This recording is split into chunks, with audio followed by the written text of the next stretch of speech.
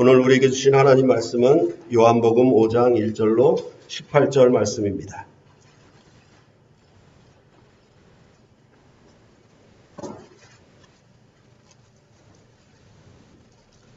요한복음 5장 1절로 18절 말씀입니다. 한 절씩 교대로 봉독해 올리겠습니다.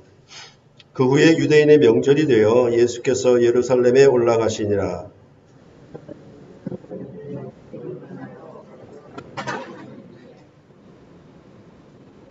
그 안에 많은 병자, 맹인, 다리 저는 사람, 혈기 많은 사람들이 누워 물의 움직임을 기다리니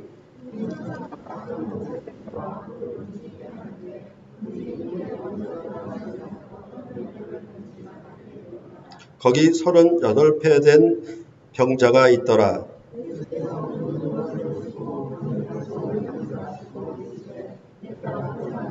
병자가 대답하되 주여 물이 움직일 때에 나를 못에 넣어주는 사람이 없어 내가 가는 동안에 다른 사람이 먼저 내려가나이다. 그 사람이 곧 나와서 자리를 들고 걸어가니라. 이날은 안식일이니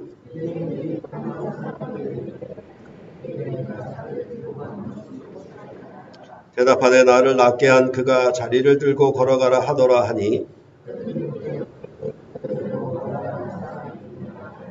고침을 받은 사람은 그가 누구인지 알지 못하니 이는 거기 사람이 많음으로 예수께서 이미 피하셨음이라.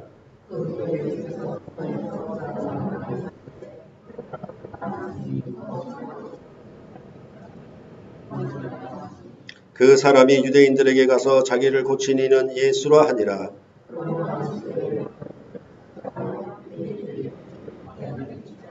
예수께서 그들에게 이르시되 내 아버지께서 이제까지 일하시니 나도 일한다 하시매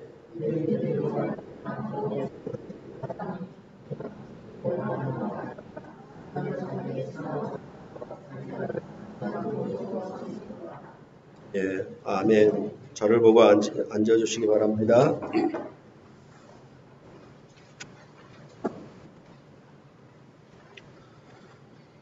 요한복음을 강론하면서 드는 생각은 그 말씀을 선포하는 시간이 매우 적다라는 생각이 많이 듭니다. 전도 설교로 한 20-30분으로 줄여서 하려고 그러는데 그것이 매우 어렵습니다.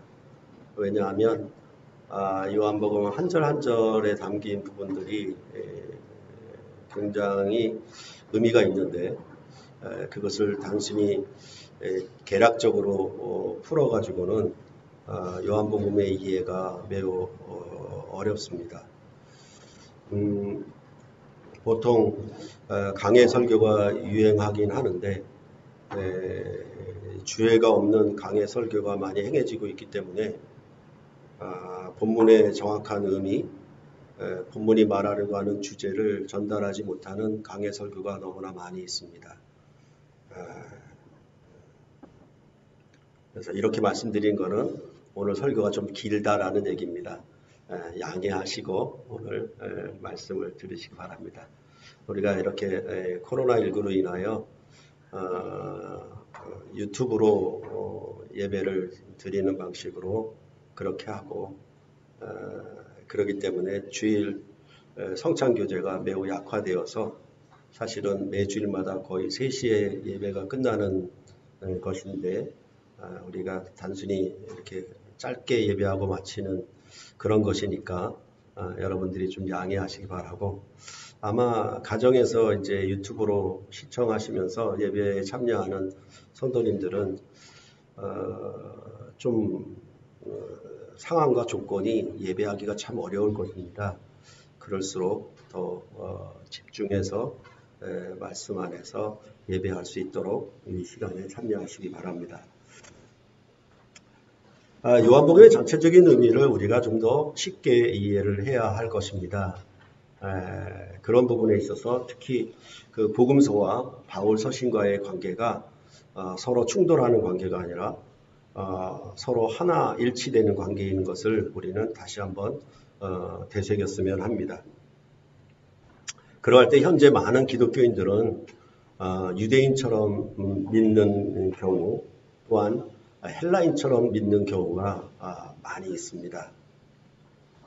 이것에 대해서 우리는 고린도전서 1장 22절과 23절에 여러분께 지난 시간에 말씀드렸던 것을 참고하시면은 우리는 유대인처럼 예수를 믿는 경우, 헬라인처럼 예수를 믿는 경우, 그래서 기독교인이 믿는 믿음과 다른 경우를 나타내야 되는데 그러지 못한 경우가 너무나 많이 있습니다. 이런 부분들을 잘 분별하셔야만 합니다. 그래서 고린도전서 1장 22절과 23절을 보시면은 유대인은 표적을 구하고 헬라인은 지혜를 찾으나 우리는 십자가에 못 박힌 그리스도를 전하니 유대인에게는 거리끼는 것이요 이방인에게는 미련한 것이로되 이렇게 말씀하고 있습니다. 즉 기독교인은 유대인과 헬라인이 구하는 바와 다르게 그러한 차이가 있어야 함을 사도 바울은 분명히 고린도 교회에 말씀을 하고 있는 것입니다. 유대인처럼 믿는다라는 것은 지난 시간에 예수님께서 지적하신 바와 같이 너희는 표적과 기사를 보지 못하면 도무지 믿지 아니하리라 라는 말씀과 일치합니다.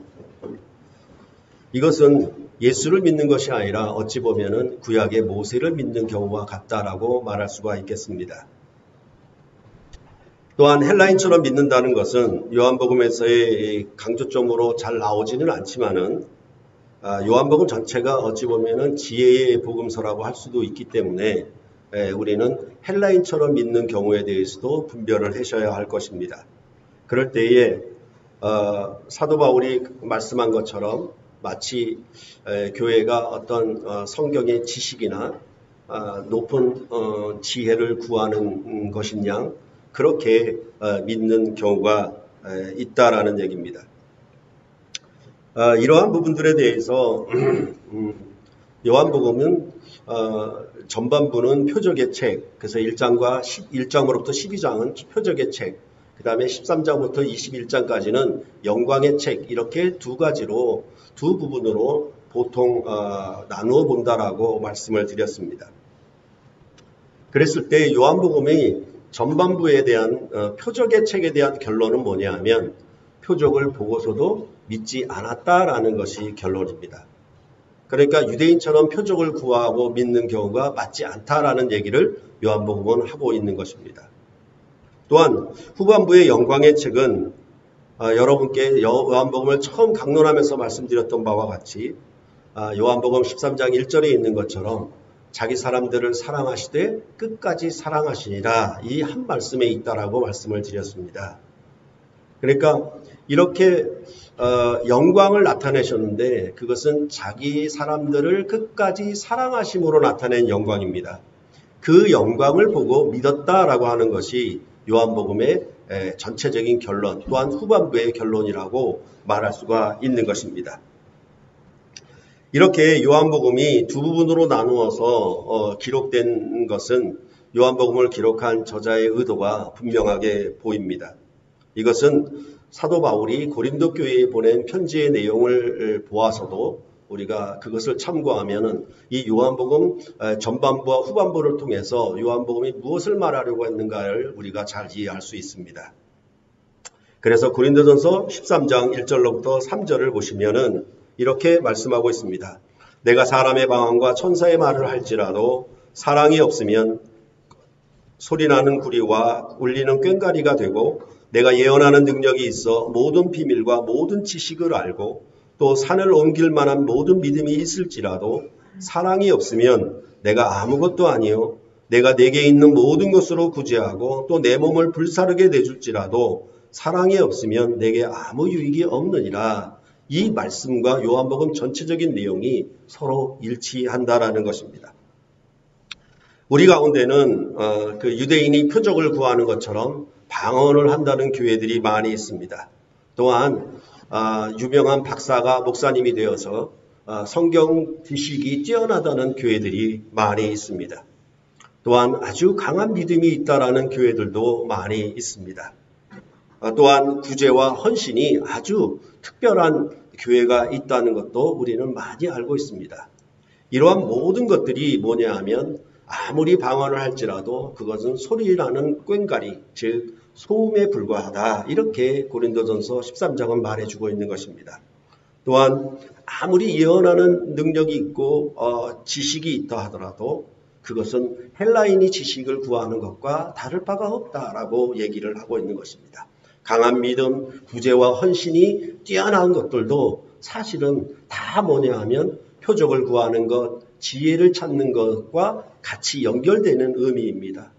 그랬을 때 이 고린도전서 13장 1절부터 3절이 말하는 바와 같이 이 모든 것들 안에서 무엇을 얘기하냐면 사랑이 없으면 그건 아무것도 아니고 아무 유익도 아니고 아무 쓸모없는 것이라고 그렇게 말씀을 하고 있습니다. 그러니까 요한복음 전반부에서 많은 표적을 나타냈어도 믿지 않았다. 그러나 예수님이 자기 사람들을 끝까지 사랑하심으로 믿었다라고 하는 그 내용의 전체적인 내용이나 이 고린도전서 13장 1절로부터 3절의 내용이나 같다라는 것입니다. 그러니까 교회를 이루어간다라고 하는 것은 방언하는 교회를 만들어가는 것도 아니고 병 고치는 교회를 만들어가는 것도 아니고 또한 믿음이 강한 교회를 만들어가는 것도 아니고 구제와 헌신이 강한 교회를 만들어가는 것이 아닙니다. 그런 것은 무엇을 통해서 나와야 되냐면 사랑이 없으면 아무 소용이 없다라고 말씀하는 것처럼 요한복음 13장 1절에 말하는 것처럼 자기 사람들을 사랑하실 때 끝까지 사랑하지 않는 교회는 그것은 교회가 될 수가 없고 참된 믿음이 될 수가 없다라고 말씀을 하고 있는 것입니다. 그렇기 때문에 우리는 유대인이 믿는 것과 헬라인이 믿는 것 그리고 그리스도인이 믿는 것에 대한 분명한 차이점을 여러분들이 분별을 하고 계셔야 한다는 것입니다. 교회가 큰 건물을 세우고 유명한 사람들이 많이 모여들고 아주 신비한 능력이 나타나고 해서 그것이 교회라고 하는 것은 조금 우리가 생각을 해봐야 됐습니다. 그 기본 바탕에 사랑이 없으면 아무 소용이 없습니다.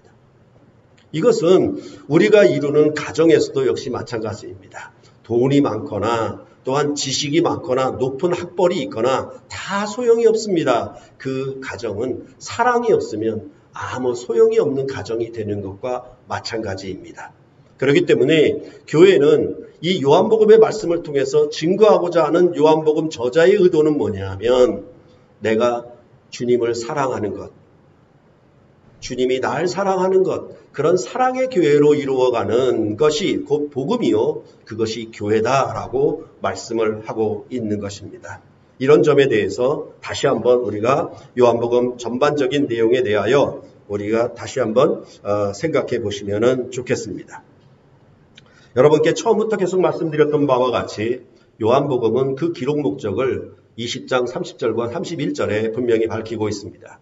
이 요한복음은 예수를 그리스도로, 예수를 하나님의 아들로 믿게 하려 하며 그 이름을 힘입어 생명을 얻게 하려 합니다라고 그 분명한 목적을 밝히고 있는 것입니다.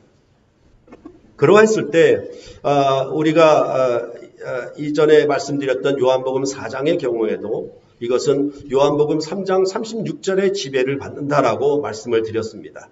그래서 이런 기록 목적과 마찬가지로 요한복음 36절에도 아들을 믿는 자에게는 영생이 있고 아들을 순종하지 아니하는 자는 영생을 보지 못하고 도리어 하나님의 진노가 그 위에 머물러 있느니라 이렇게 말씀을 했던 것입니다.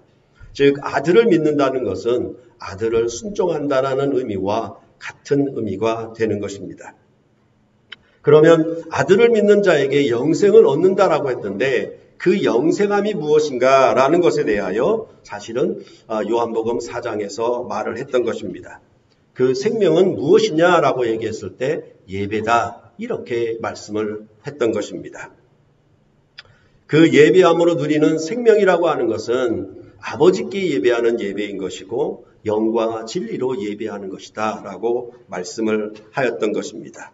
그리고 그 예배에 드려야 되는 예물은 무엇이었느냐라고 하면 이방인처럼 천하게 여김을 받았던 사마리아 사람들이었다. 이것이 나의 새로운 양식이다 라고 예수님께서는 4장에 말씀을 하셨던 것입니다.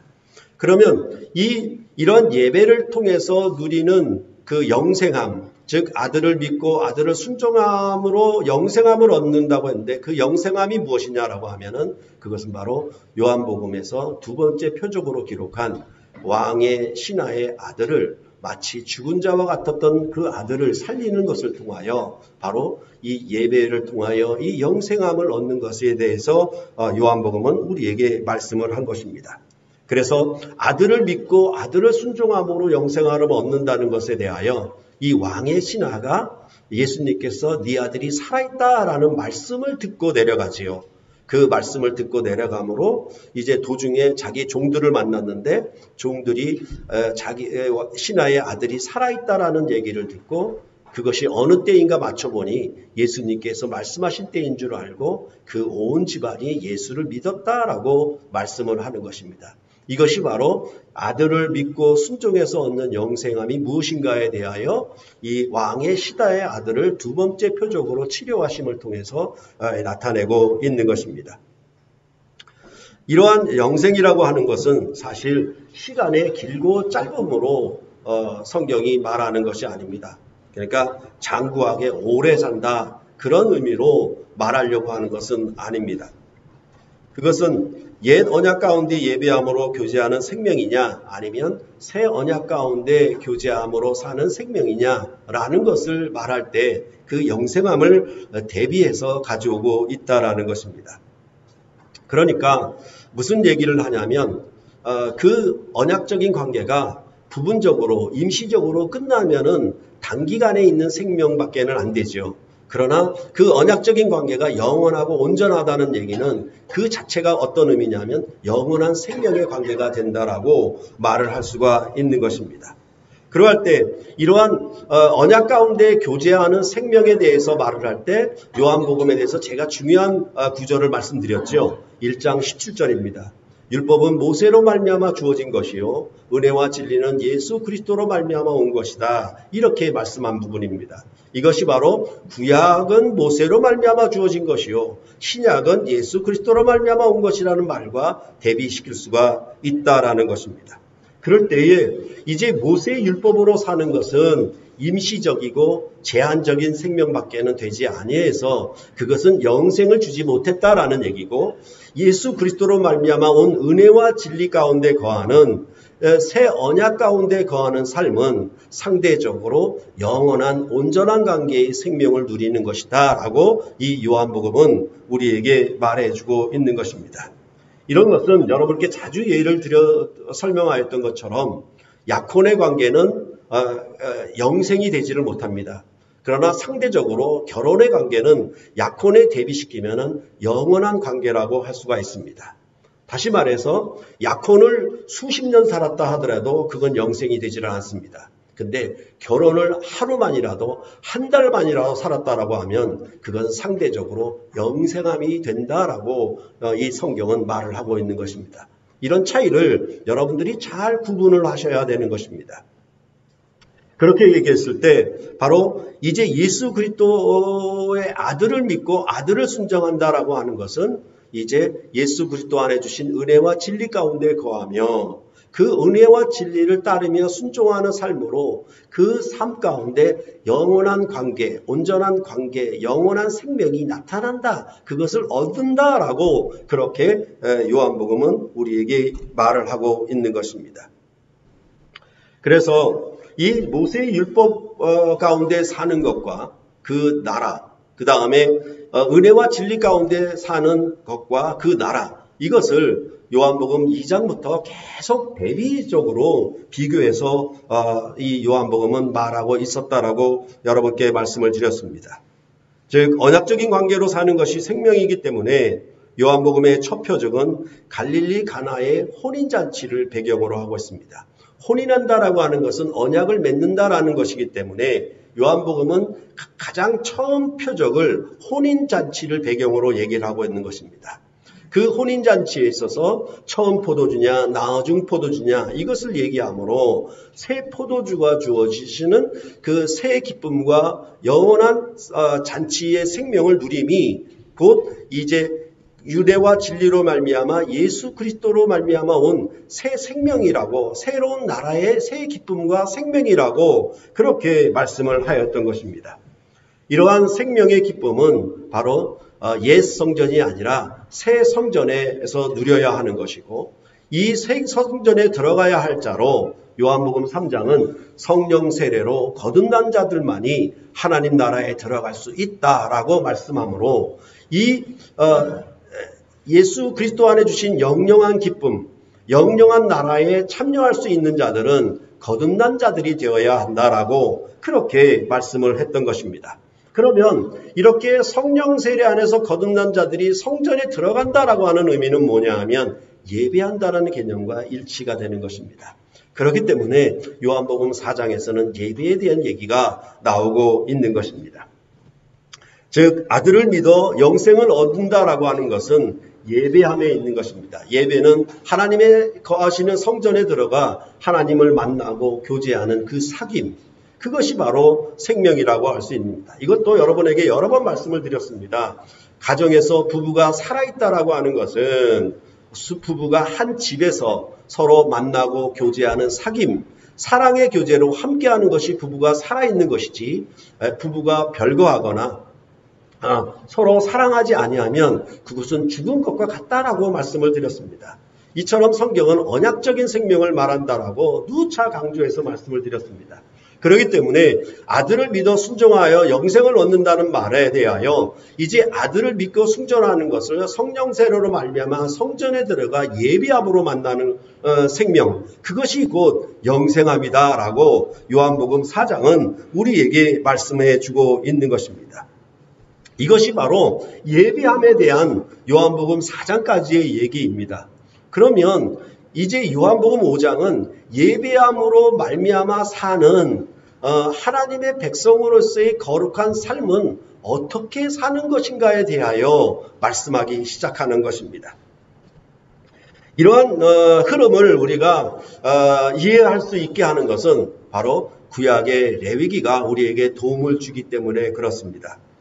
여러분께 말씀을 드렸던 것처럼 교회 안에서 가르쳤던 바와 같이 레위기도 크게 두 부분으로 나눌 수 있는데, 전반부가 1장부터 6장, 16장까지는 예배하는 것이라고 할 수가 있겠고, 이제 17장부터 27장에 이르러서는 바로 예배로 말미암아 거룩한 삶에 대해서 말을 한다라고 말씀을 드렸습니다.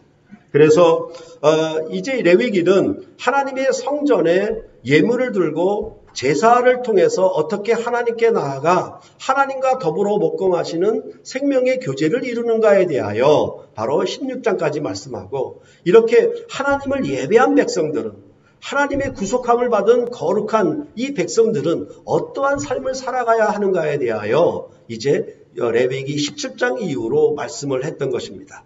이러한 구조와 마찬가지로 요한복음도 이제 2장부터 4장까지 전체적으로 하나님께 어떻게 나아가 어떤 생명으로 예배하는가에 대해서 말했다라고 하면, 이제 요한복음 5장부터는 예배함으로 말미암은 그리스도인이 사는 거룩한 삶은 어떻게 살아가는 것인가에 대하여 5장에서 말씀하기 시작하고 있는 것입니다.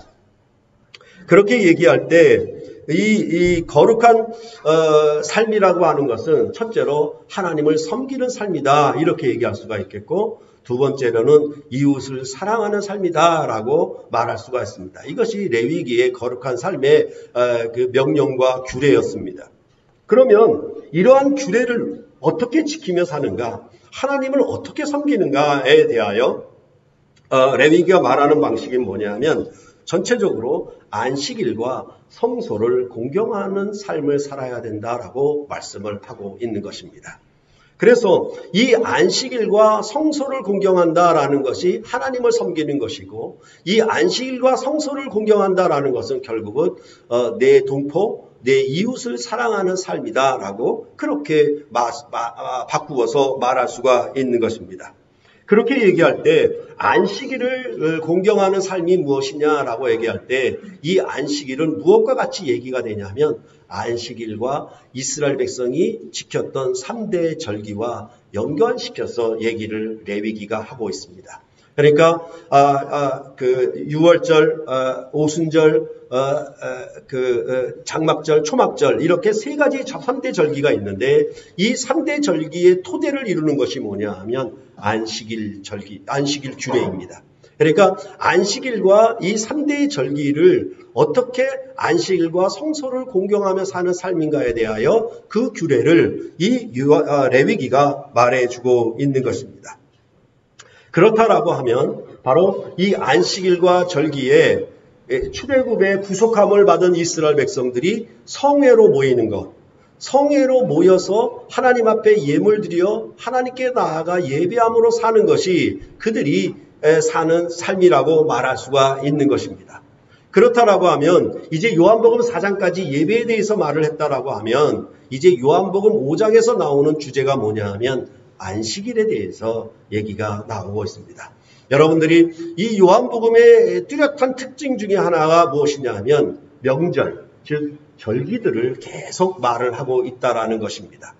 그러니까 이 공간복음서와 달리 유독 이 요한복음은 안식일을 토대로 해서 절기들을 계속 얘기를 하고 있습니다. 오늘 본문의 5장 1절에서도 그 배경을 얘기할 때 그 후에 유대인의 명절이 되어 예수께서 예루살렘에 올라가시니라 이렇게 말씀을 하고 있습니다. 또한 요한복음 6장에서도 4절을 보면은 마침 유대인의 명절인 유월절이 가까운지라 이렇게 말씀을 하고 있고 또한 요한복음 7장 2절에서도 유대인의 명절인 초막절이 가까운지라 이렇게 말씀을 하고 있습니다. 그러니까 요한복음은 이 예배함으로 사는 그리스도인이 어떻게 거룩한 삶을 사는 것인가에 대하여 무엇을 얘기하냐면 안식일을 토대로 절기를 토대로 레위기에 이스라엘 백성이 거룩한 삶을 살았던 그것을 가져와서 이제 요한복음에 하나님을 예배하는 아들을 믿고 순종하여 사는 영생을 얻는 삶에 대하여 말을 하기를 시작한다라는 것입니다. 그렇게 볼 때 오늘 본문에서는 요한복음 5장 1절로부터 9절 상반절까지는 베데스다 연못가에 있는 38년 된 병자를 고치신 사건, 그 표적이 나오고 있습니다. 그런데 이 표적을 통해서 논쟁이 일어나는데 그것은 바로 안식일 논쟁이었습니다.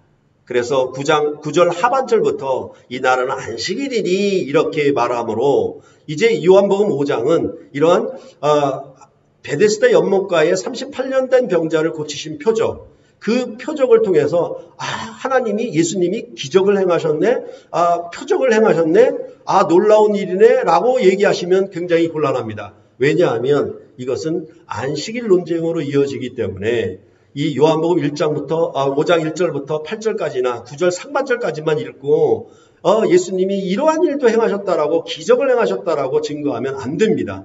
바로 왜냐하면 이날은 안식일이었다라고 하는 것으로 논쟁이 촉발되기 때문에 그렇습니다. 그렇기 때문에 오늘 본문에 있어서 중요한 맨 마지막에 있는 말씀을 우리는 다시 한번 주목을 해야 하는 것입니다.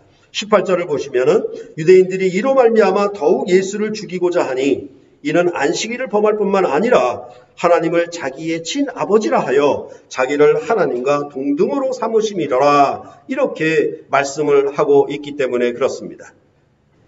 그러니까 이 요한복음 5장에 있어서 전체적인 주제는 뭐냐 하면 그 핵심 주제가 안식일 주제다라고 하는 것은 요한복음 연구에 있어서 권위자인 레이몬드 브라운이 그의 주석서에서도 분명히 밝히고 있습니다. 이 요한복음 5장은 안식일이 핵심 주제다 이렇게 말씀을 하고 있는 것입니다. 그런데 이 표적으로 말미암아 일어난 논쟁이 바로 18절에 설명을 하고 있는데 이것은 안식일을 범할 뿐 아니라 예수님이 자기를 하나님 아버지와 동등하게 삼으셨기 때문에 예수를 죽이려고 모의했다라고 얘기를 하고 있는 것입니다. 그러니까 여기서는 안식일 규정을 명백히 어겼다는 것과 또한 예수님이 자기를 하나님과 동등으로 삼는 것에 대하여 그것이 논쟁 요인인 것을 분명히 밝혀두고 있다는 것으로 우리는 오늘 본문 1절부터 18절까지를 전체적으로 이해를 해야 할 것입니다. 그럴 때 여기에 일어난 자기를 하나님과 아버지와 동등하게 삼으심, 이것은 단순히 신성모독죄다라고 하기에는 조금 부족한 점이 없지 않아 있습니다.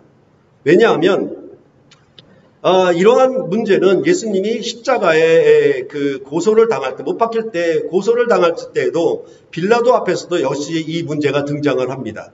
그래서 요한복음 19장 10절에도 보면 유대인들이 대답하되 우리에게 법이 있으니 그 법대로 하면 그가 당연히 죽을 것은 그가 자기를 하나님의 아들이라 함이니이다 라고 십자가에 고소하는 고발 내용이 무엇인지에 대해서 밝히고 있는 것입니다.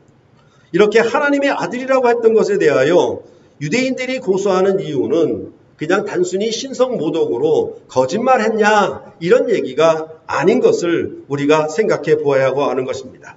아들이라고 하는 것은 유대인들의 개념에 있어서는 아버지의 상속자라는 뜻이고 그 상속자는 아버지의 권한이 아들에게 주어져서 아버지와 동등하게 된다는 의미가 있다라는 것입니다.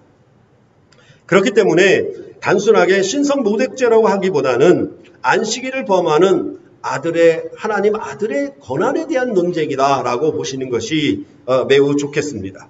그래서 19절 이하의 논쟁에 나오는 바는 뭐냐 하면 대표적으로 5장 27절을 들 수가 있는데 거기 보면은 또 인자됨으로 말미암아 심판하는 권한을 주셨느니라 라고 말씀을 하고 있습니다. 그러니까 아버지와 아들이 하는 일이 같아요. 그리고 아버지가 아들에게 그 권세를 위임하셨어요. 그렇기 때문에 아버지를 자기와 동등으로 삼는다는 얘기는 하나님 아버지의 권한과 이 아들의 권한이 같다라고 얘기를 하고 있는 점이 신성모독죄라고 얘기하는 점보다는 훨씬 더 구체적이라고 할 수가 있는 것입니다. 이것은 역시 빌라도와의 대화에서도 나오고 있습니다. 그래서 19장 10절로부터 11절을 보면 빌라도가 이르되 내게 말하지 아니하느냐 내가 너를 놓을 권한도 있고 십자가에 못 박을 권한도 있는 줄 알지 못하느냐 예수께서 대답하시되 위에서 주지 아니하셨더라면 나를 해할 권한이 없었으리니 그러므로 나를 내게 넘겨준 자의 죄는 더 크다 하시리라 이렇게 말씀하고 있습니다. 그러니까 유대인들이 예수를 고소한 이유는 저가 하나님의 아들이라고 주장했기 때문이다라고 말하면서 그 얘기 다음에 나오는 얘기가 뭐냐 하면 권한에 대한 얘기가 나오고 있는 것입니다.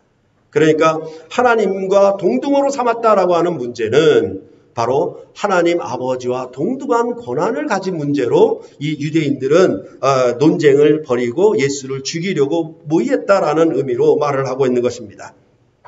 그럴 때 이러한 권한이라고 하는 것은 요한복음에서 말하는 바는 왕으로서 갖는 권한이라고 이해를 해야만 합니다.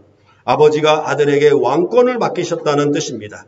이 왕의 권한은 죽은 자들을 일으켜 살리는 생명의 권한과 그 반대로 심판하는 권한을 갖고 있다라고 19절 이하에 말씀을 하고 있습니다. 그렇기 때문에 요한복음 5장을 읽으실 때 바로 이 생명과 심판이란 단어가 계속 여러 번 반복되는 것을 여러분들은 보실 수가 있을 것입니다. 그 가운데 5장 29절이 대표적인데 선한 일을 행한 자는 생명의 부활로 악한 일을 행한 자는 심판의 부활로 나오리라 이렇게 말씀을 해서 이제 예수님께서 생명을 살리는 권한과 생명을 심판하는 권한 이것에 대해서 하나님 아버지께서 그에게 상속자인 아들에게 주셨다라는 의미를 이제 이 19절 이하에 계속 강조해서 얘기를 하고 있는 것입니다. 그러니까 오늘 베데스다 연못가에 38년 된 병자를 고치셨다라고 하는 얘기는 어떤 의미가 있냐면 예수님의 하나님의 아들로서 왕의 권한으로서 그를 살렸다라고 이해를 해야 한다라는 것입니다. 이 왕의 권한으로 병자를 치료하신 표적은 요한복음 6장의 오병이어의 표적에서도 우리는 볼 수가 있습니다. 오병이어의 표적을 행하실 때에도 이 오병이어의 표적이 바로 5장에 있는 베데스다 연못가의 병자를 치료하신 사건과 연계되어서 설명하고 있는데 그것은 6장 1절과 2절을 보면은 그 후에 예수께서 디베라의 갈릴리 바다 건너편으로 가심에 큰 무리가 따르니 이는 병자들에게 행하시는 표적을 보았음이거라 이렇게 말씀하고 있습니다. 그런데 이 5장에 안식일에 행하신 하나님의 아들의 왕의 권한에 대해서 이제 6장에 대해서 오병이어로 떡을 만들어 먹이시는 사건이 나오는데 그것에 대해서도 뭐라고 얘기하냐면 요한복음 6장 15절에 보면 그러므로 예수께서 그들이 와서 자기를 억지로 붙들어 임금으로 삼으시려는 줄 아시고 다시 혼자 산으로 떠나가시니라 이렇게 말씀하므로 이 오병이어를 행하시는 것도 이제 왕이 권한으로서 행했던 그런 것임을 임금으로서 행하셨던 권한인 것을 우리에게 알려주고 있다라는 것입니다. 이러한 부분들은 제가 마가복음을 강론하면서 왕의 권세를 복음서가 이야기하고 나면 그 다음에 이해하는 것은 나오는 것은 그 왕의 권세가 자기 백성들에게 어떤 생명으로 주어지는가를 말하는 거로 나온다라고 말씀을 드렸습니다. 그래서 마가복음 2장 1절로부터 12절에는 중풍병자를 치료하신 사건이 나오는데 이것은 오늘 본문에 베데스다 연못가에 38년 된 병자를 고치신 사건과 매우 닮은 점이 있습니다.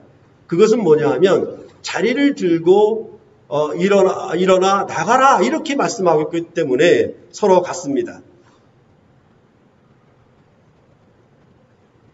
그러니까 일어나 자리를 들고 걸어가라고 하는 중풍병자를 고치신 사건의 명령과 이 베데스다 연못가의 38년 전 병자에게 일어나 자리를 들고 걸어가라고 하는 명령이 서로 같아요. 그러니까 혹자는 이 두 가지 사건을 서로 다른 의미로 말을 한다라고 그렇게 보는 일들이 있는데 그렇게 이 두 사건이 서로 평행된다라고 말하는 것에 대하여 또한 부정하는 사람들도 많이 있습니다. 그럴 때에 바로 이 두 사건이 평행한다라고 그렇게 보는 쪽에 저는 더 서 있습니다. 왜냐하면 이 중풍병자를 고치신 사건 다음에 이제 레위의 집에 들어가서 죄인과 더불어 먹고 마시는 새 포도주로 새 생명을 주는 얘기를 하고 있고 그 다음에 안식일에 들판에 이삭을 잘라 먹은 얘기와 안식일에 한편 손 마른 사람을 고치신 사건이 이어지기 때문에 그래요. 즉 죄사함의 권세를 가진 줄 알게 하려나라고 얘기하고 그 권세를 얘기하고 있고 그 다음에 이어지는 얘기가 안식일과 안식일에 주시는 생명과 안식에 대해서 말하고 그것이 논쟁으로 이어지는 것까지가 마가복음의 흐름과 같아요. 즉 왕이 권세를 이야기했으면 반드시 나오는 게 뭐냐면 그 권세로 자기 백성에게 어떤 생명을 주는 것인가를 말하는 것은 아주 비교적 아주 정당한 절차고 순서와 된다라는 얘기입니다. 그러니까 여러분께 늘 말씀드렸다시피 군부 독재가 이루어지면 그 나라 백성에게 군사 문화와 같은 생명을 준다라고 말씀을 드렸고 민주주의 대통령이 왕권을 차지하게 되면 그 나라에 민주주의 생명을 준다라고 말씀을 드렸던 것과 마찬가지입니다. 그런 의미에서 이 요한복음 5장에서 말하는 이런 권한에 대한 문제, 그 다음에 요한복음 6장에 떡을 주심으로 생명을 주심에 대한 문제가 왜 권한과 생명에 대한 얘기, 왕의 권한과 생명을 주시는 얘기가 이어지냐라고 하면은 반드시 그 나라의 왕은 자기가 가진 권세로 그 백성들에게 생명을 주는 자로 안식을 주는 자로 그 권세를 나타내야 하기 때문에 그렇다라고 여러분에게 말씀을 드리는 것입니다. 그러므로 이 요한복음 5장은 안식일에 하나님의 아들이 왕으로서 행하는 권세에 초점이 있고 요한복음 6장은 이 임금으로서 이스라엘 백성들이나 새로운 양식을 주는 왕으로서 그렇게 설명하고 말씀하고 있다는 것을 우리가 이해하게 되면은 5장과 6장의 흐름이나 마가복음의 흐름이나 공관복음서의 흐름이나 거의 평행한다라는 것을 여러분들이 좀 더 이해를 했으면 하는 것입니다. 그렇기 때문에 저는 이 공관복음서의 흐름과 요한복음 5장 6장의 흐름이 그 문맥적 흐름과 내용의 주제적 흐름이 거의 비슷하다라고 보는 그런 쪽에 저는 서 있고자 하는 것입니다. 그렇게 봤을 때 이제 요한복음 5장을 다시 한번 정리해서 요약한다면 예수님이 베데스다 연못가에 있는 38년 된 병자를 일어나 자리를 들고 걸어가게 하시는 명령을 통해서 그를 살리셨고 또한 그에게 다시는 죄를 범치 말라 하심으로 새로운 안식을 주시는 왕으로서 하나님과 동등한 하나님의 아들이 생명과 심판의 권한을 가지신 분으로 증거하고 있다라는 것을 우리가 요한복음 5장의 전체적인 내용을 통해서 분명히 알고 오늘 본문을 접근해야 한다라는 것입니다. 그럴 때 요한복음 5장 1절의 유대인의 명절은 분명치가 않습니다. 그것이 유월절인지 오순절인지 초막절인지 그 보는 견해가 다 다릅니다. 그럴 때 예루살렘에 올라간다라고 하는 얘기는 유대인들은 특히 남자들은 이 3대 절기에는 반드시 예루살렘에 올라가야 했었기 때문에 이 3대 절기 가운데 하나인 것은 분명합니다. 그런 가운데 비교적 오순절로 보는 견해들이 우세합니다. 그런데 저는 오히려 유월절로 보고 싶습니다. 왜냐하면 출애굽기에서 유월절과 무교절은 붙어 있는데 유월절은 전무후무한 재앙을 내리는 하나님의 권능이 나타나는 절기가 초점이 되어 있고 무교절은 떡을 먹는 잔치이기 때문에 그 생명의 잔치가 열렸다라고 말을 하고 있는 것이기 때문에 그렇습니다. 그래서 이 권능과 생명을 주는 떡잔치가 연결되어 있는 것처럼 5장과 6장의 관계로 봤을 때 그 5장도 유월절을 배경으로 하는 것이 좀 더 낫지 않겠는가 이렇게 저는 보고 있는 것입니다. 그럴 때 예루살렘에 있는 양문 곁에 히브리 말로 베데스다라 하는 못이 있었습니다. 이 베데스다라고 하는 이름의 의미는 은혜의 집, 자비의 집이라고 하는 뜻을 갖고 있습니다. 예루살렘의 양문은 제사를 위해 양을 예루살렘으로 들여오는 예루살렘 성전 북쪽 지역이라고 학자들은 말을 하고 있습니다. 이 양이 드나드는 문이라는 얘기죠. 그러니까 성전에 제물을 드릴 때 양을 드릴 때 양이 통과하는 문, 그리고 이스라엘 백성의 그 문은 분문이 있었죠. 배설하는. 그러니까 똥을 버리는 문이 따로 또 있어요. 똥이 나가는 문, 양이 들어가는 문, 이게 다 달라요. 그렇죠? 그냥 우리는 4대 문이 있어서 동서남북 4대 문이 있다 이렇게 말하는 것이 아니고 이것은 항상 뭐냐 하면 예루살렘에 성전이 있었기 때문에 성전에 무엇을 드리는가 아니면 성전으로부터 무엇을 버리는가에 대해서 이름이 다 문이 각기 역할을 하게 되어 있다라고 보시면 이해를 합니다. 그럴 때 이 양문 곁에 베데스다라고 하는 은혜의 집, 자비의 집이 있었다라고 말씀을 하고 있는 것입니다. 그런데 이 연못에는 가끔 천사가 내려와 물을 움직이게 하는데 움직인 후에 가장 먼저 들어가는 자가 어떤 병에 걸렸든지 낫게 하는 표적이 일어나는 연못이었습니다. 그러니까 이게 참 신기한 게요. 여러분들이 인도에 겐지스라는 강이 있잖아요. 여러분들 그거 TV로 보면 굉장히 물이 더럽습니다. 그렇죠? 근데 놀라운 일은요. 그 물을 인도인이 마셔도 병이 안 걸린다는 거예요. 그리고 과학적으로 분석해보면 거기에 박테리아가 없답니다. 놀라운 사실이죠. 그러니까 인도인들은 거기에 물에 들어가서 씻어요. 마치 우리가 물에 들어가서 세례하는 것처럼. 그러니까 우리가 그 효험을 보는 약수가 많이 있잖아요. 그런 의미와 여기의 의미가 조금 여러분들이 잘 이해를 할 수 있는 그런 의미가 될 수가 있을 것입니다. 그런데 여기 이렇게 가끔 물이 동해니까 우리는 뭐라고 하면 온천수를 생각하는 거예요. 온천수 가운데 간헐천이라고 해서 가끔씩 물이 끓어오르는 온천수가 있잖아요. 그러니까 우리도 온천을 찾아가는 이유는 병이 낫고자 하는 뜻이 있는 것이죠. 그러니까 이 말씀을 이 본문의 베데스다 연못의 이러한 현상을 뭐라고 얘기하냐면 간헐천과 같은 온천수의 역할을 하기 때문이다라고 과학적으로 설명을 하려고 하는 거예요. 근데 그건 그렇지 않아요. 뭐냐하면 구약의 병을 낫게 하는 것은 항상 천사를 통해서 낫게 하심이 대표적입니다. 그렇기 때문에 이걸 구약적으로 읽어야지 과학적으로 읽지 말라라는 얘기입니다. 아시겠죠? 예, 그런 점들에 대해서 여러분들이 좀 더 분별을 하시면 좋겠습니다. 그렇게 할 때 이 병자는 사실은 뭐냐 하면 물이 움직일 때에 자기를 못에 넣어줄 자가 없는 거예요. 예수님이 이 연못을 방문했을 때에 그 누워있는 것을 보시고 많은 병자들이 있는데 이 사람의 병이 오랜 줄 아셨어요. 그래서 물었죠. 네가 낫고자 하느냐 물었는데 낫고자 합니다. 아니면 주 예수여 나를 불쌍히 여기시옵소서 이렇게 얘기했으면 되는데 사실은 요한복음의 이 병자의 얘기는 그것과 전혀 달라요. 뭐냐 하면 그 대답이 뭐였냐면 물이 동할 때에 내가 먼저 들어가고 싶은데 나를 들어서 옮겨줄 자가 없는 거예요. 그럼 이 사람은 뭡니까? 여기에 아무리 있어봐도 아무런 소용이 없는 사람이에요. 그렇죠? 그 베데스다 연못가에 자비의 집에 와 있어도 사실은 그 은혜를 누릴 수 있는 만한 여건이 되지를 못하는 자예요. 그렇죠. 그런 자에게 예수님은 일어나 내 자리를 들고 걸어가라 이렇게 명령을 하셨습니다. 이 명령을 듣고 이 병자는 일어나 자리를 들고 걸어갔다라고 말씀을 하고 있는 것입니다. 그런데 또 이 요한복음은 이 병자의 병이 걸린 기간을 38년이라고 굳이 세고 있어요.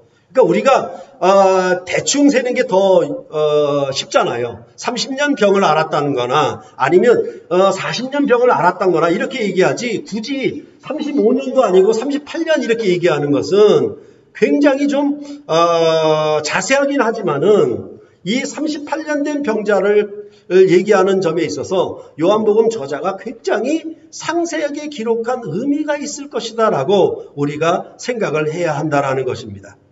그럴 때에 이것은 신명기 2장 14절부터 15절에 보면은 이렇게 얘기를 하고 있습니다. 가데스 바네아에서 떠나 세례 시내를 건너기까지 38년 동안이라. 이때에는 그 시대의 모든 군인들이 여호와께서 그들에게 맹세하신 대로 진영 중에서 다 멸망하였나니 여호와께서 손으로 그들을 치사 진영 중에서 멸하신 고로 마침내는 다 멸망되었느니라 라고 말씀하고 있습니다. 그러니까 이것은 뭐냐 하면 이스라엘 백성이 애굽에서 나온 기간 그리고 광야를 통과하는 기간을 사도행전 7장 36절이나 이런 것에 보면 보통 40년이라고 해야 하려요. 그렇죠. 그래서 7장 46절에도 뭐라 하냐면 출애굽, 홍해, 그 다음에 광야 이것을 40년 동안에 방황했다라고 얘기를 해요.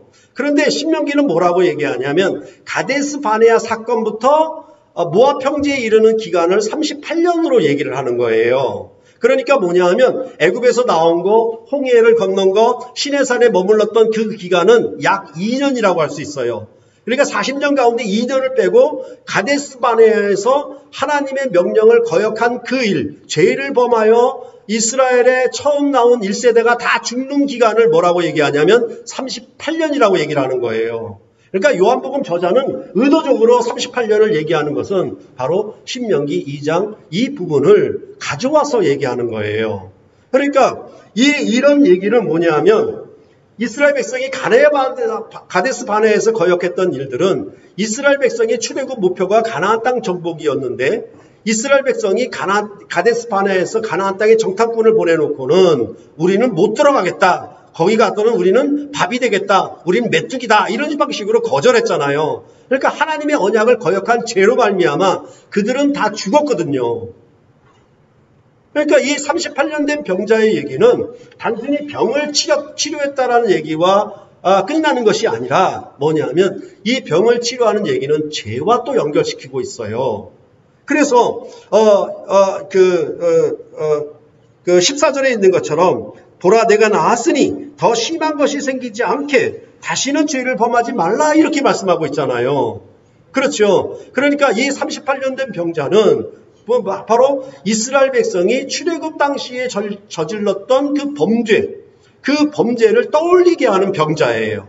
그냥 단순히 개인이 얼마나 오랜 질병 가운데 고통 가운데 있는가를 말하려고 하는 38년이 아니라 이제 구약의 이스라엘 백성이 당했던 죄로 말미암은 사망 그 얘기를 여기서 담고 있는 얘기라는 것입니다. 그렇기 때문에 이 38년을 굳이 세고 있다라고 있고 이 38년은 매우 의미가 있는 숫자임을 여러분들이 알아야 한다라는 것입니다. 그런데 이 표적을 행하신 날이 바로 공교롭게도 안식일이었습니다. 유대인들은 병 나은 사람에게 안식일에 자리를 들고 걸어가는 것이 옳지 않다고 말하니까 병자는 나를 낫게 한 그가 자리를 들고 걸어가라고 했다고 답을 했습니다. 이런 안식일에는 아무 일도 하지 말아야 하는데 자리를 들고 걸어간 것이 일을 한 것이었기 때문에 유대인들은 이것이 그들의 규정과 규례에 맞지 않다라고 그렇게 이 일을 제기하고 있는 것입니다. 그리고 나서 유대인들이 그러면 병자에게 자리를 들고 걸어가게 한 자가 누구냐라고 물으니까 이 병자가 고침은 받았는데 자기를 고친 자가 누군지 몰라요. 그러니까 앞서 말씀드렸던 것처럼 다른 복음서에 보면은 뭐냐 하면 병자들이 소경이 들어가는 소리, 예수님이 지나가는 소리를 듣고 다윗의 자손 예수여 라고 하면 나를 불쌍히 여기시옵소서 이렇게 외치는 거. 알아보고 외쳐서 네가 낫고자 하느냐? 너는 무엇을 원하느냐? 예, 나는 보기를 원하느냐? 이렇게 하면은 예수님이 그를 고쳤다라고 얘기하면 그게 딱 맞는 순서인데 이 요한복음은 전혀 그렇지가 않은 거예요. 자기를 고친 사람이 누구인지조차 몰라요. 그러니까 이런 점에 있어서 여러분들은 요한복음의 그 기록 특성, 그렇죠? 공과 복음의 특성을 잘 분별을 하셔야 한다는 것입니다. 그런데 이 병자가 예수를 알게 된 것은 뭐라고 얘기하냐면 중요한 계기가 있는데 이 병자가 다시 성전에서 예수님을 만났다라고 말씀하고 있습니다. 성전과 또 연결을 시키고 있는 것이죠. 그러면서 이 표적이라고 하는 것은 단순히 오래된 고질병을 고쳤다라는 놀라운 표적이다라고 하는 것에 강조점이 있는 것이 아니라 죄에 대해서 연관시켰다는 점에 강조가 있는 것입니다. 그래서 이 병을 고침받은 자에게 보라 내가 나았으니 더 심한 것이 생기지 않게 다시는 죄를 범하지 말라라고 말씀하셨던 것입니다. 병은 죄로 말미암아 오는 것이며 이 죄를 사함으로 병이 고침을 받았다라고 말씀을 하고 있는 것입니다. 늘 말씀드렸듯이 죄의 싹은 사망입니다. 그래서 이스라엘 백성이 38년 동안에 가데스 바네아에서 범죄한 죄로 말미암아 그들이 다 멸망했다라고 말씀을 하는 것과 같은 의미가 되는 것입니다.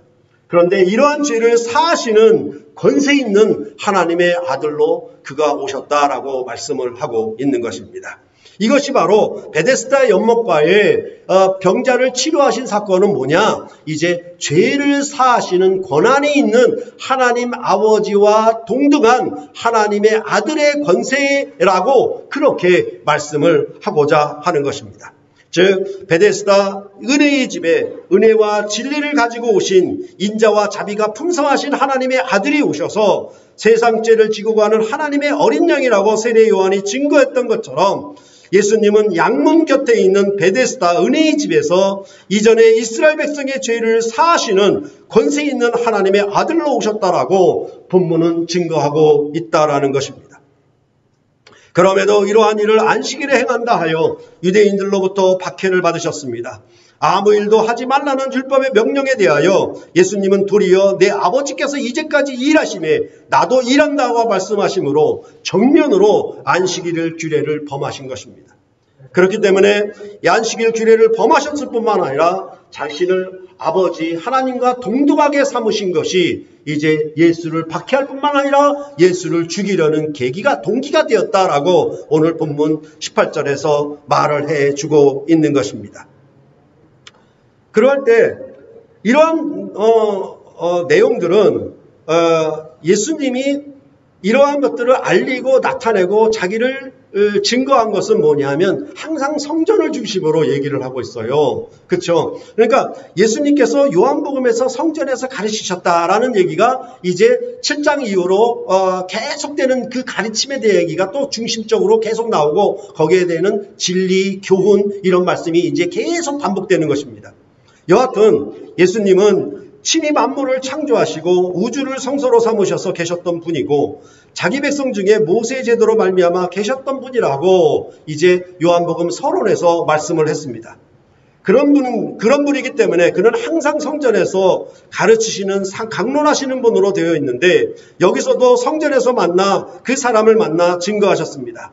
그것은 내가 죄 사함의 권세를 가지신 왕이다. 나는 하나님 아들이시다라고 하는 것이고 이 아들을 믿는 자에게는 죄사함으로 죄를 용서함으로 권세 있는 하나님의 아들이신 것을 믿는 것이다라는 의미를 얘기하고 있고 이 아들을 믿고 영생함을 얻는다라고 하는 얘기는 이 아들이 죄사함의 권세를 죄를 용서하는 권한을 가지신 분을 믿는 것이라고 그렇게 요한복음은 말하고자 하는 것입니다. 그럴 때 이 사람의 병은 죄 때문에 생긴 것이고 예수님께서는 더 심한 것이 생기지 않도록 다시는 죄를 범치 말라 이렇게 말씀하셨습니다. 그는 생명을 치유하는 분일 뿐만 아니라 그는 죄를 용서하는 분으로서 생명을 치유하신 사실을 여기서 나타내고 있는 것입니다. 여기서 자리를 들고 일어나 걸어가라라고 하는 말씀은 단순히 치료를 얘기하는 어떤 처방을 내리신 것이 아닙니다. 이것은 뭐냐면 19절 이하에 나오는 내용을 비추어 본다면 아들의 음성을 듣는 자는 생명의 부활로 나오리라 이렇게 말씀했기 때문에 38년 동안 죽어있던 자를 살리시는 얘기를 하고 있는 것이기 때문에 바로 이 아들의 음성을 듣고 순종하는 자, 이 아들의 음성을 믿고 순종하는 자는 영생함을 얻는다라고 요한복음 3장 36절에 했던 얘기를 그대로 끌고 와서 뭐라고 얘기하냐면 이 아들은 안식일에 이제 죄사함의 권세를 가지신 분으로 이 아들의 명령을 듣고 순종하여 걸어나가는 자는 어떻게 한다? 죽은 자 가운데 산 생명 곧 영생함을 얻는다라고 이 베데스다 연못가의 38년 된 병자를 통해서 말씀을 하고 있는 것입니다. 그렇기 때문에 이것은 단순히 병을 고치는 하나님 이렇게 보시면 안 된다라는 것입니다. 그것보다 더 중요한 것은 마가복음 중풍병자에 대해 얘기를 할 때도 말씀드린 것처럼 중풍병이 더 크냐 문둥병자가 더 크냐라고 제가 비교를 드렸잖아요. 그때도 뭐냐면 중풍병을 낫게 하는 것이 쉬우느냐 아니면 죄로부터 사는 것이 쉬우냐 예수님께서 되물었던 것처럼 바로 예수님은 죄를 사하시는 권세 있는 하나님의 아들로 오셨다라고 말씀을 하고 있는 것입니다. 그랬을 때 이것은 더 이상 죄를 범치 말라라고 말씀하셨는데 이것은 그가 만약 이제 병을 치료해서 믿음으로 계속 아들의 말씀을 듣고 순종하지 아니하면 더 심한 것이 생길 가능성을 두고 하는 얘기입니다. 그것은 이 38년 된 병자가 어떤 문둥병으로 발전해서 그쵸? 처음에는 감기를 앓다가 무슨 다른 내장 질환을 앓다가 암으로 발전하는 그런 심한 것이 아니고 이 요한복음 5장의 문맥에 있어서는 뭐냐 하면 더 심한 것은 마지막 심판입니다. 생명의 부활로 나오는 것이 온전한 이 생명을 치료하신 죄를 사하신 권세로 얻어야 될 영생함의 결론이라고 하면은 만약에 이것을 믿고 순종하지 않고 따르고 지키지 않는다면 심판의 부활로 나오리라고 말씀했던 그것과 연결되는 것입니다. 그러니까 다시는 죄를 범치 말라라고 하는 얘기는 심판의 부활로 나오지 말아라 라고 하는 얘기와 같은 것입니다. 그렇게 봤을 때 이제 우리가 오늘 말씀을 통해서 이해할 수 있는 것은 뭐냐 하면 이러한 일들은 이제 이 안식일을 토대로 얘기하겠지만은 요한복음 후반부 결론 부분에 가게 되면 예수님께서 부활하신 새 안식일 곧 주일 죽고 부활하신 안식 그 첫날을 새 안식일을 가져와서 얘기를 하고 있는 것입니다. 예수님이 이 베데스다 연못가에 이 병자를 치료하신 사건은 궁극적으로 완전히 이루어진 것은 뭐냐 하면 예수님께서 사흘 만에 십자가에서 부활하신 그날에 이루어짐을 말씀을 하고 있는 것입니다. 그날에 죄를 사하시는 권세 있는 하나님 아들의 영광이 나타나셨고 이것은 바로 죄인을 사랑하시고 세상을 이처럼 사랑하신 독생자의 영광이었다라고 그렇게 요한복음은 우리에게 증거를 하고 있는 것입니다. 그렇게 볼 때 이제 이 얘기는 뭐냐 하면 이스라엘 백성은 항상 병이 걸리면은 7일의 규례를 따라서 병을 치료하고 성전에 들어가든지 나오든지 해야 되는 거예요. 다시 말해서 이스라엘 백성의 생명을 치료한 역사는 간헐적이에요. 임시적이고 제한적이에요. 즉 안식일의 규례를 따라서 안식일의 그 패턴을 따라서 고치는 그런 간헐적인 생명밖에는 되지 못하고 또한 그것은 그것이 임시적이고 부분적인 생명이기 때문에 영생을 주시는 죄를 사하는 권세 있는 왕으로부터 주시는 은혜와 진리를 가져오신 그분의 자비하심과 인자와 은혜를 주시는 생명의 권세로 말미암아 주시는 생명이 아니었다라고 말씀을 하고 있는 것이에요. 그러니까 율법으로 말미암아 이스라엘 백성이 안식일 규례를 지켜 산다고 하고 그들이 아무 일도 하지 아니하므로 안식일의 규례를 지켜 산다라고 하는 것은 어떤 의미가 있냐면 간헐적으로, 임시적으로 그들이 치료함을 받았다라고 하더라도 그들은 죽음의 권세를 이기지 못하는 생명밖에는 얻지 못했다라고 말씀을 하고 있는 것입니다. 모세의 율법의 규례를 따라서 안식일을 지켜 절기를 지켜 산다고 하더라도 그들은 가끔 끌어오르는 그 생명에 대하여 다 치료함 받는 것도 아니라 뭐냐면 그 중에 가장 먼저 들어가는 사람이 치료함을 받는 그 정도밖에는 되지를 않았던 것입니다. 그런데 이제 예수님께서는 죄를 사하는 권세 있는 하나님의 아들로 오셔서 안식일에 아버지께서 일하시니 나도 일하신다라고 하시면서 그 아버지와 동등한 권세를 가지시는 건 뭐냐 하면 아버지께서 죽은 자를 일으켜 살리신 것과 같이 아들도 죽은 자를 살리는 권한이 있다라고 19절 이하에 말씀을 하고 있는 것입니다. 즉 죽음에서 부활하신 이 왕으로 말미암아 죄와 허물로 죽었던 자들을 살리는 권세 있는 왕이심을 말씀을 하고 있고, 이 생명이 어떻게 주어졌냐 하면 처음 창조의 안식일의 규례를 따라 주어진 것이 아니라 새 창조의 새로운 안식일, 안식 그 첫날 주님이 부활하신 오늘 여러분과 제가 예배하는 이 거룩한 주일에 주님은 죽음을 이기시고 부활하신 권세 있는 하나님의 아들로 왕으로 오르셨다라고 복음서와 성경이 증거하므로 이제 이 권세 있는 백성이 이 왕을 하나님의 왕으로 섬기는 그런 백성들로 하나님을 예배하는 이 날로 삼으셨다라고 성경은 우리에게 말씀을 하고 있는 것입니다. 그렇기 때문에 이제 예수의 죽고 부활하심 안에서 우리는, 여러분과 저는 이제 가데스 바네아에서 범죄함으로 38년 동안에 죽었던 그런 이스라엘 백성이 38년 동안 앓았던 병자들, 또한 그 병을 치료할 수 없었던 그런 자들의 경우와 또 달라요. 왜냐하면 우리는 로마서에서 보는 것처럼 창조 이후로, 아담의 범죄 이후로 사망의 왕국에 속해서 우리는 38년이 아니라 영원토록 우리는 죽어 있었던, 허물과 죄로 죽어 있었던 자들이에요. 그러니까 베데스다 연못가에 38년 된 병자를 치료하신 것이 은혜의 집이겠지만은 여러분과 저에게 임하는 이제 예수 그리스도의 부활로 말미암아 나타난 이 은혜의 집에는 우리는 이방인이었고 죄인이었고 죽어 있는데 예수님의 죽고 부활하신 그 왕의 권세로 말미암아 이방인이었던 우리까지라도 하나님을 모르고 하나님을 찾지도 않았던, 우리는 살 가망성이 아무런 것도 없었던 이 비참한 인생들을 예수님이 죽고 부활하신 자비와 인자가 풍성하신 하나님의 아들 안에서 우리를, 여러분과 저를 구원하셨던 이 은혜의 집에 여러분들은 거하게 하셨다라고 이 요한복음은 말씀하고 있는 것입니다. 죽고 부활함 안에서 우리는 신약의 교회는 이 죄사함의 권세로 말미암아 죽음을 이기는 생명의 권세를 얻었다라고 말씀하고 있고, 우리가 예배하는 것은 이 영생하신 권세 있는 하나님의 아들을, 그를 믿고 영생함을 얻는 그런 믿음 가운데 아들을 믿어서 영생함을 누리려고 하는 것이고, 그 영생함은 뭐냐 하면 지금처럼 이렇게 악한 질병이 세상을 둘러엎잖아요. 이제는 가나안 땅에 속한 그런 질병이 아니에요. 중세시대처럼 유럽을 휩쓸었던 패스트가 아니에요. 지금은 온 지구가 다 질병의 권세 아래에 있는 것입니다.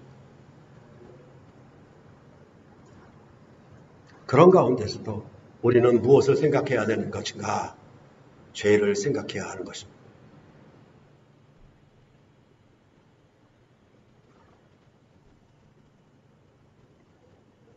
그러므로 우리는 더욱더 겸허해야 되고 겸손히 하나님 앞에 기도하고 그렇게 무릎 꿇어야 할 것입니다. 아울러 이러한 일을 통해서 믿지 않는 자들은 박해할 것이고, 예수를 죽이려고 했던 것처럼 신전제를 통해서 기독교인도 교회도 죽이려고 할 것입니다. 이래저래 여러분들은 격각심을 갖고 깨어 있어야 할 것입니다. 만약 국가가 교회 예배를 방해한다라고 하면 우리는 거세게 일어날 수밖에 없습니다. 잠시 잠깐의 이러한 어려움과 질병을 우리가 물러설 수는 있지만은 우리가 예배하는 것이 생명이고 구원이기 때문에 주일에, 부활의 날에 언약의 공동체로 주님의 상에서 죽고 부활하신 생명의 살과 피에 참여하여 먹고 마시는 이 생명을 우리는 부인할 수 없고 놓칠 수가, 빼앗길 수가 없는 것입니다. 그런 점에 대하여 여러분들은 더욱 경각심을 가져야 할 것입니다. 그렇게 했을 때 참으로 여러분들이 사도 바울이 고백했던 것처럼 비록 질병의 권세가 있고 내 겉사람이 후패하고 낡아져도 내 속사람은 강건한 그런 역사가, 죽음을 이기신 권세 있는 생명이 나타나야 할 것입니다. 여러분의 관계가 끊어지고 또한 질병의 고통이 임하고 여러 가지 어려운 일이 임하였어도 이것이 예수를 믿음으로 말미암아 이것을 이기는 생명의 능력이 예수를 이기는 영생함의 권세가 여러분들도 하나님의 아들들이 되었으니 그것을 나타내야 할 것입니다. 사도 바울이 말했던 것처럼 사망아 네 쏘는 것이 어디 있느냐 어디 날 쏴봐라 내가 죽겠느냐 이렇게 얘기했던 것처럼 모든 질병의 권세가 이렇게 암울하게 덮고 있어도 이 죽음의 권세가 우리를 해하지 못한다는 믿음 안에서 여러분들은 이 어려운 시기를 통과하고 이겨나가야 할 것입니다. 이것이 여러분이 예배함으로 하나님이 아들 안에 주시는 권세 있는 생명이라고 오늘 요한복음은 우리에게 증거해주고 있는 것입니다. 이 생명의 권세가 여러분이 하나님을 예배함으로 여러분의 이 삶 가운데 이제 생명의 부활로 나타나기까지 아들을 순종함으로 더 심한 것이 생기지 않게 다시는 범죄하지 아니함으로 영원한 나라의 영원한 생명의 권세를 여러분의 삶 가운데 넉넉히 누리시는 존귀한 삶이 되시기를 간절히 소원합니다. 기도하시겠습니다.